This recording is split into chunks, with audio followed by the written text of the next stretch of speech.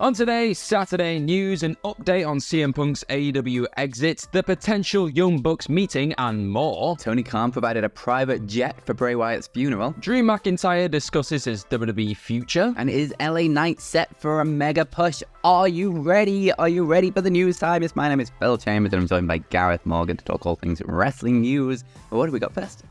Oh, you know what? There's a little thing happened last week that we definitely predicted and felt that was on the horizon and didn't say that it was going to pop up on the show, the pay-per-view. CM Punk got terminated, didn't he? It was a big thing.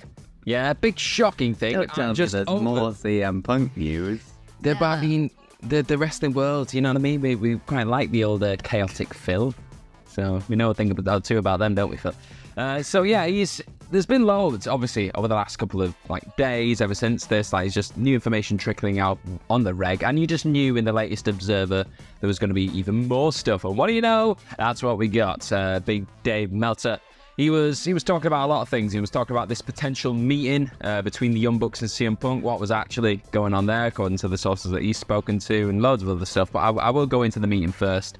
He said that despite several reports claiming that a meeting was due to take place between Punk and the Young Bucks and maybe even other members of the Elite, that kind of thing, the latter duo weren't actually ever approached over that meeting due to the belief that it would be turned down by the Young Bucks. So it was more of a kind of safe face thing. Probably just maybe don't even bother speaking to them because they're probably just going to say no anyway. So it'll just be a bit embarrassing.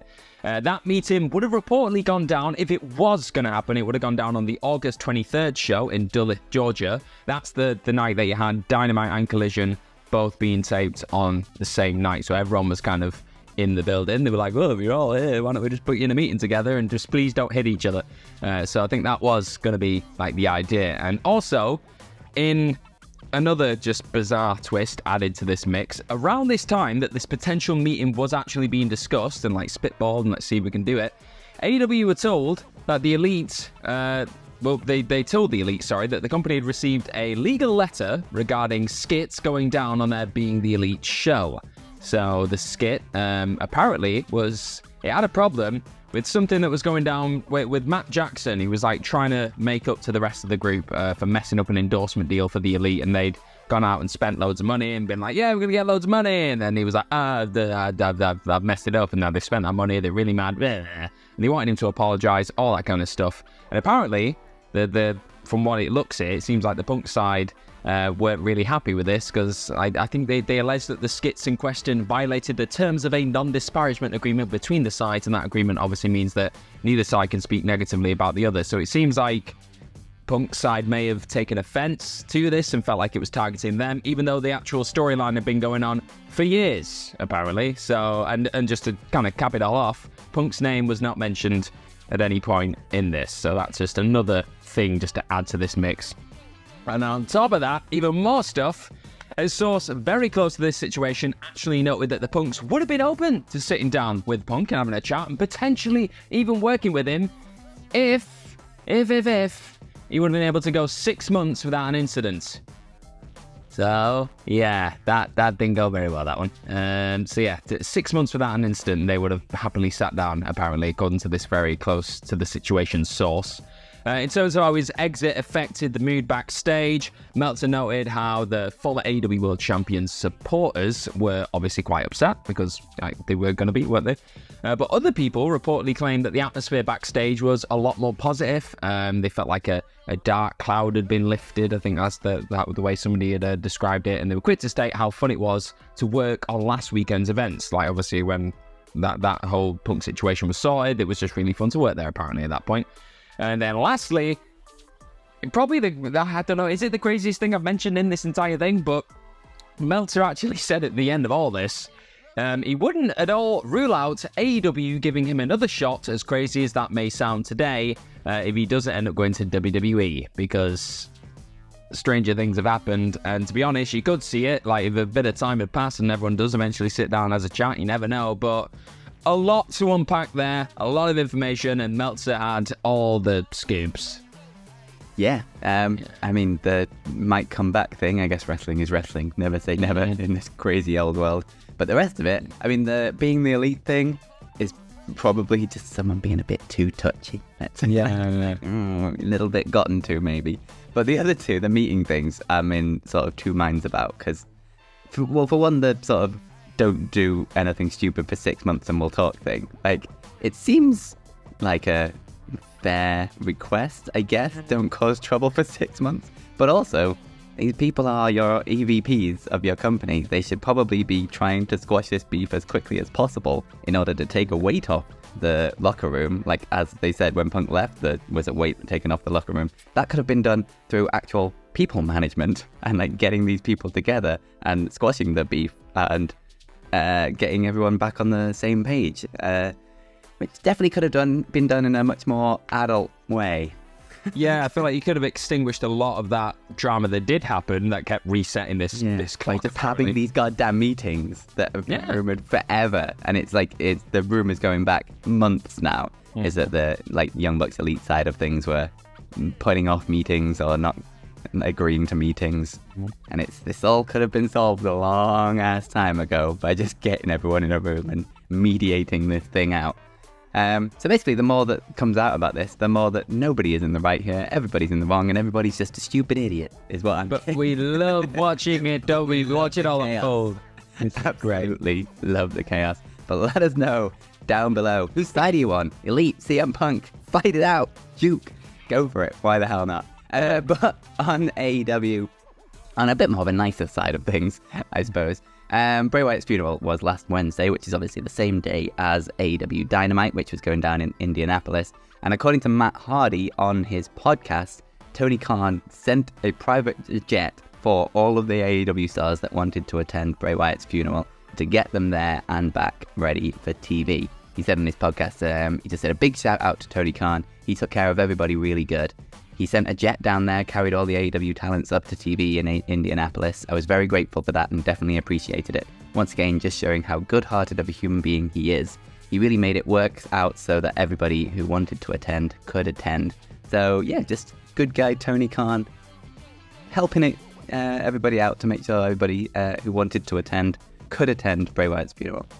Yeah, there's not an awful lot to add to it because it is just a really nice thing to do, because it must have been a really, really tough time for everyone. You don't want to have people having to make that decision of, do I like sacrifice that work day if I have to go and do this? So just kind of going, right, don't worry about that. We'll just get you there. We'll get you back. And it's a really classy move. So yeah, big salute there to TK for the way he's handled that. So yeah, it must have been a really rough couple of days. So yeah, good stuff. But just in a completely different kind of end of wrestling and everything else, we've got contract situations. Oh yeah, let's talk about big old Drew McIntyre, because he was over in India just talking to a lot of the places are pitting up, I see. Thank you, baby. That's it. Fully professionally qualified actor thespiano. Thank you very much. So yeah, I will be taking over the role of Drew McIntyre in the coming months, apparently. He was speaking to the Hindustan Times. I hope that's how you say the outlet's name, because if not, I'm disrespected a lot of people probably out there in the world. So he would talk about his future, his contract situation, because that's been a big old thing that's been discussed on the old interweb over the last couple of weeks, couple of months. And he was also promoting the Superstar Spectacle in Hyderabad, India.